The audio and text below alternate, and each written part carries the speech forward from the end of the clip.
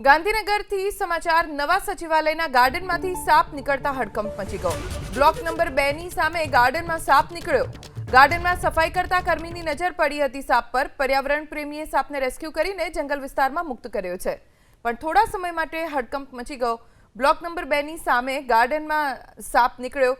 તાત્કાલિક પર્યાવરણ પ્રેમીને જાણ થતા તેઓ પહોંચ્યા અને સાપને રેસ્ક્યુ કર્યો। બાદમાં તેને જંગલ વિસ્તારમાં મુક્ત કરી દીધો। ગાર્ડનમાંથી સાપ નીકળતા હડકંપ મચી ગયો। બ્લોક નંબર 2 ની સામે ગાર્ડનમાં સાપ નીકળ્યો। ગાર્ડનમાં સફાઈ કરતા કર્મીની નજર પડી હતી સાપ પર। પર્યાવરણ પ્રેમીએ સાપને રેસ્ક્યુ કરીને જંગલ વિસ્તારમાં મુક્ત કર્યો છે, પણ થોડા સમય માટે હડકંપ મચી ગયો। બ્લોક નંબર 2 ની સામે ગાર્ડનમાં સાપ નીકળ્યો। તાત્કાલિક પર્યાવરણ પ્રેમીને જાણ થતા તેઓ પહોંચ્યા અને સાપને રેસ્ક્યુ કર્યો। બાદમાં તેને જંગલ વિસ્તારમાં મુક્ત કરી દીધો।